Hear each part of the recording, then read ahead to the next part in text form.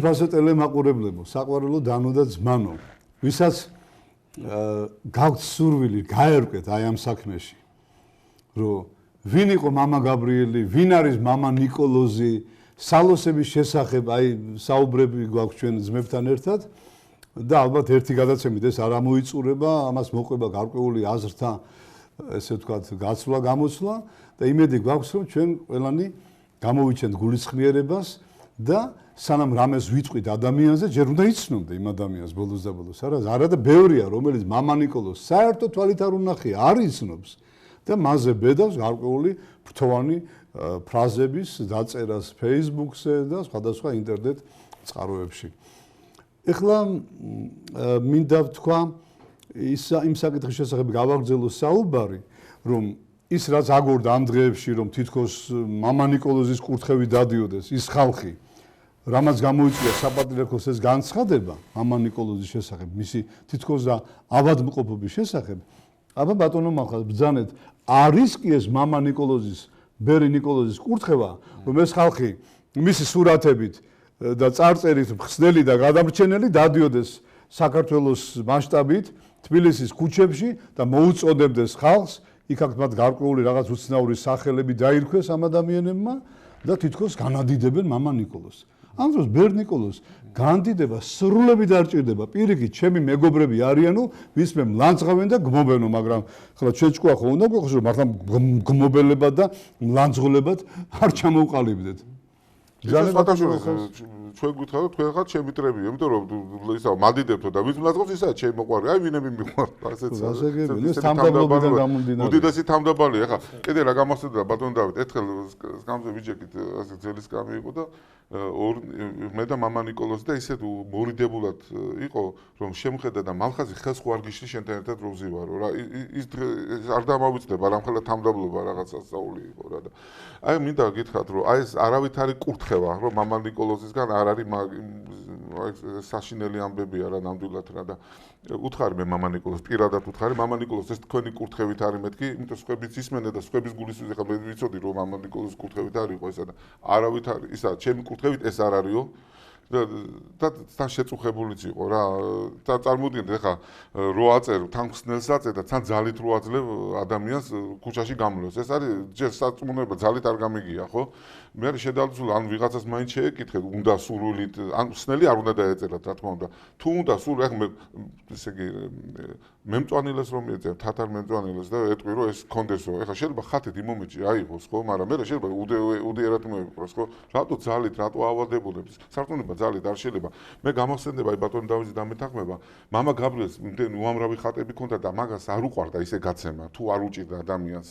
ხო და თვითონ აი ეს ბიბლია ერთხელ ბიბლიაც მომცა და მითხრა რომ გამიყიდე უნდა დააფასოს ადამიანმაო რომ მიიღოს ასე ძალით ასეთი რაღაცა მართლა წარმოუდგენელია მე გონია თუ ხილავი წირვები ტარდება აი ნახლა ძალიან სულ რაღაცა თქვენთვის არ იყოს იონი კონსტანტინთან ჩამოყალიბდა და იონიტები და დღემდე არიან ხო რომ კაცი ეგონათ ღმერთად აი ეს გაღმერთება ადამიანის მიწერი ადამიანის გაღმერთება ეს არის საშინელება ხო და ეს მაგრამ მე რა მინდა ვთხოვოთ ის საპატრიარქო მარიცის ეს თუ რა ხდება იმიტომ რომ თვითონ მამა ნიკოლოზთან გაერკვიათ მამა ნიკოლოზის კურთხევით არის თუ არა იმიტომ რომ რემში იქაც არის გაყოფა იმიტომ რომ ეს არ ვიცი ბევრი შემოგზავნილიც არის ზოგი მარიცის არის სხვადასხვა ნაირი ადამიანები სამწუხაროდ არიციან ზოგ მეტი მოშინაურობიდან უკვე ლამის ღმერთად აღიარა. ესე ყველაფერს რო თავი დავანებთ. ეს საშინელება რა მოკლედ. ესეც უნდა ითქვას ალბათ რომ ამხელა ბერებს რასაკვირველია ეყოლებათ გმობარნი, მოკიცხარნი, მოწინააღმდეგეები.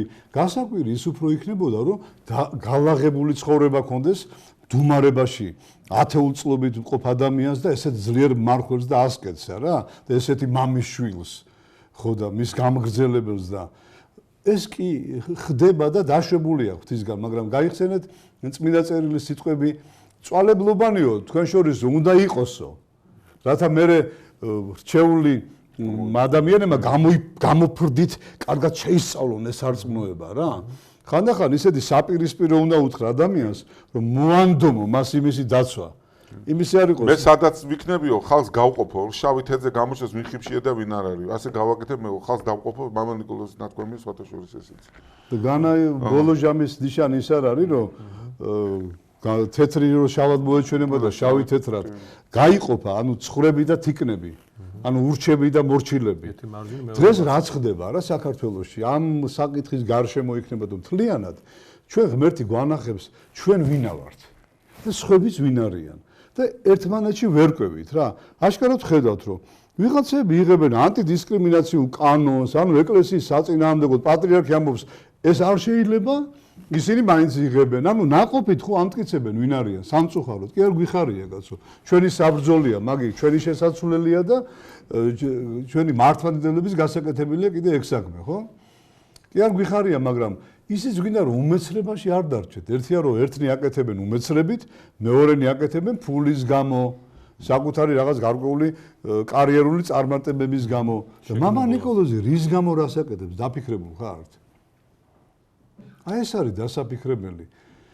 ისევე როგორც ათონის მთაზე მთელი ღამე გვიძარებენ ბერები, რაენა უნდა მოგიტრიალდეს მათ განსაკითხავად, ჩვენ გვძინავს, ისინი გვიძარებენ და დავიწყოთ კიდე იმ ბერების განკითხვა? ბატონ დავით, კიდე აი ესეთი საკითხია, რომ რატო არ არის მონასტერში ამას ვამბობთ. ჯერ მამა გაბრიელის კურთხევით იყო ეს ცალკე და ხა მეც ვიცი მაგამბავი, არ განავრცობ ამას, მაგრამ არის ასეთი სწავლებაც. აი სიმონ ახალი ღვთისმეტყველი ბრძანებს, რომ მონასტერზე მაღლაო, დგასო განდეგილობაო. და განდეგილობაზე მაღლა ცალკე უწერია, რომ არის ბერის კარდაკარ სიარულიო. აქ უნდა გამიჩნდოთ რა, აი ბერი რომელიც აი წუთისოფლს დაუბრუნდება, აი სიამეები შეუყვარდება და რომ დაბრუნდება, ეს არის ცოდვა. თორე როცა კურთხევით აგზავნიან, რამდენი ყოფილა პატერიკებში, რომ მოზღვრები აგზავნიან მონასტრიდან კარდაკაროებლად. და ივანე კრუპილიც ამბობს, კარდაკარ სიარული ეს რატო ხდება? ყველაზე მძიმეა.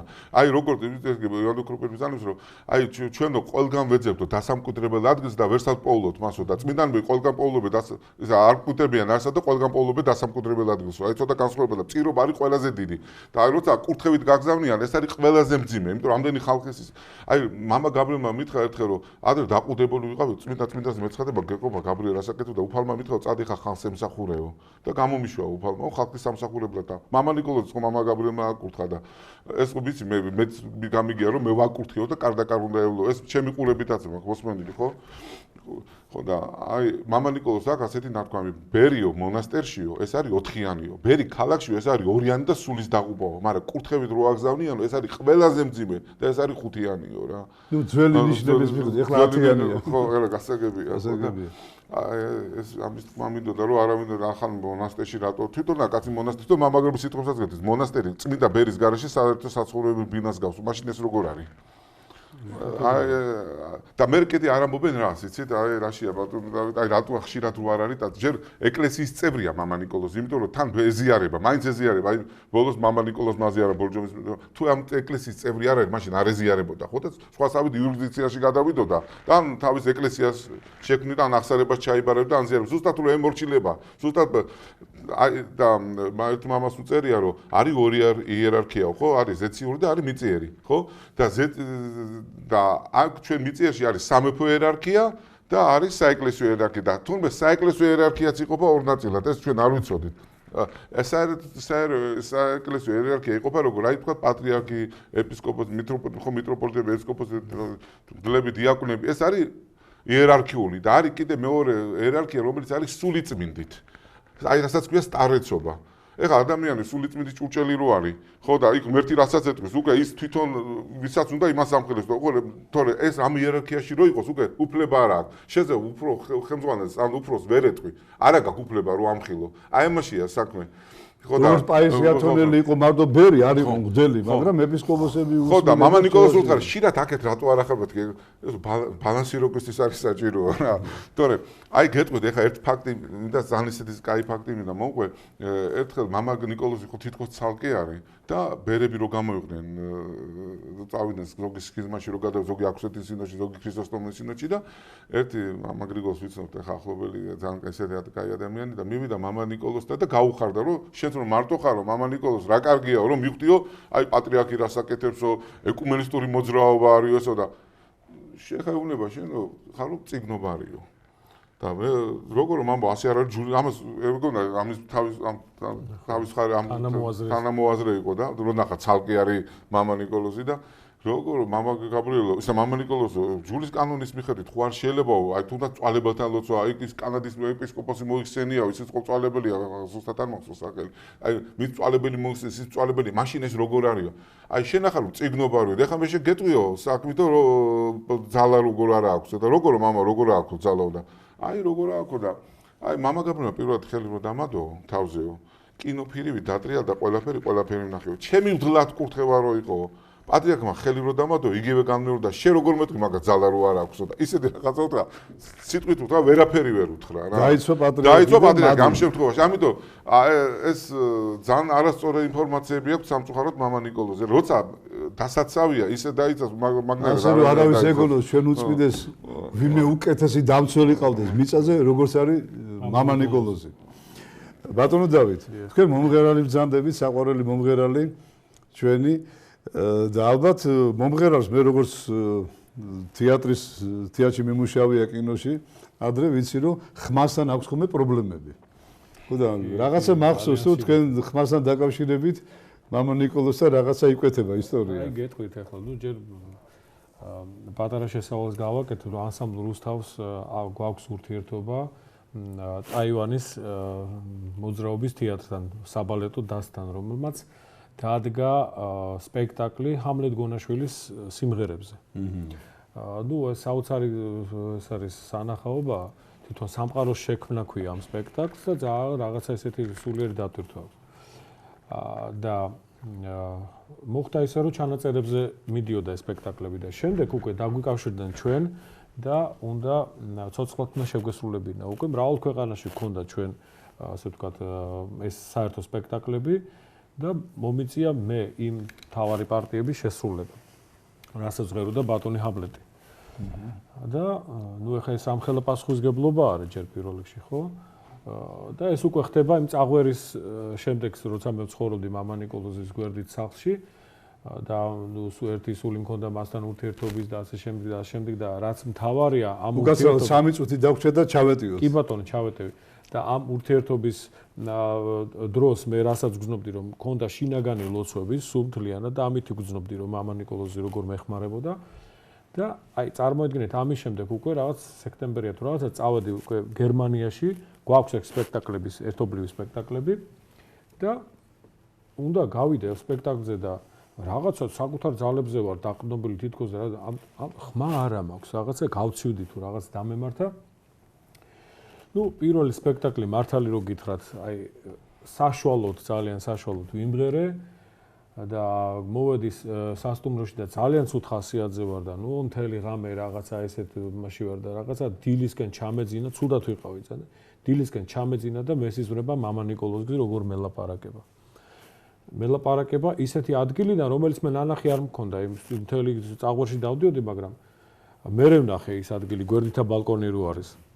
და იქიდან მელაპარაკება და მასწავლის რაღაცებს მასწავლის და ისეთი მკაფიო იყო ეს ყველაფერი, ისე რაღაც მკაფიოდ მასწავლი და მამა ნიკოლოზ შენ ხო მდუმარებაში ხარ და ჩემი გულისთვის რატო არ ღვემეთქი ამ მდუმარებას ვეუბნები და აი მასწავლის და მე უცებ ეს ყველაფერი გამომეღვიძა და რაღაც 1 საათში ხმა მოვსინჯე, ხმა წამოვიდა, ყველაფერი რაღაც სხვანაირად და იმ საღამოს რო სპექტაკლი ვიმღერე მე ესე ცხოვრებაში არ მიმღერია არასდროს. გამოვედი და მამა ნიკოლოზს მადლობა გადაუხადე მე სპექტაკლის შემდეგ. ძალიან ბევრი რამე სათქმელია ამ თემაზე, დღეს ალბათ მეც ვეღარ მოვასწრებს, მაგრამ თუ თქვენი ინტერესი იქნება, პირველ ყოვლისა მადლობას გიხდით ყურადღებისთვის და ასევე შევევედრებოდი პირადად საპატრიარქოს ჩვენს უწმინდეს, რომ მამა ნიკოლოზზე ერთხელაც ვთხოვე მე მათ, როდესაც გაბრიელ ბერის ნეშტის ამოსვენების დღე იყო, შევეხვერწე რომ ის ბერი მეთქი უწმინდესო,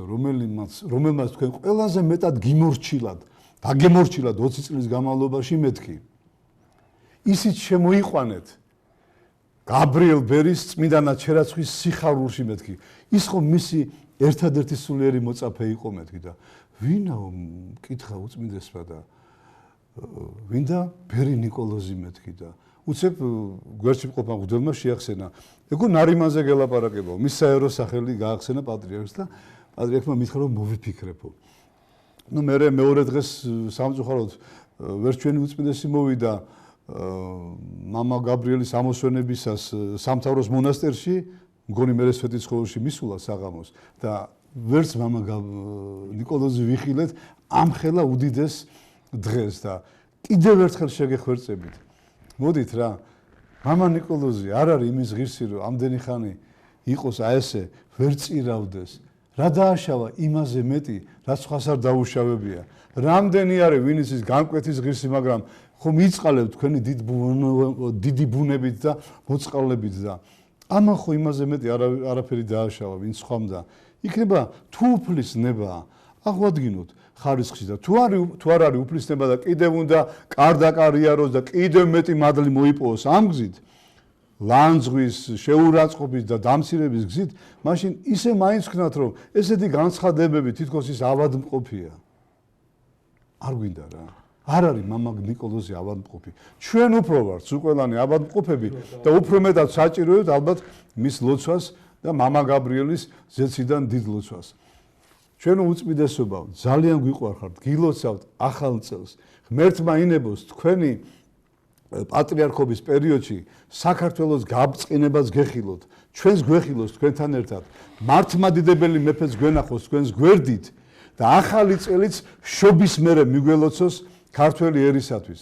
გვიყვარხართ და თქვენს უმორჩილეს ლოცვა კურთხევას, დალოცვას და ლოცვას გევედრებით ღვთის წინაშე. დიდი მადლობა ყურადღებისთვის.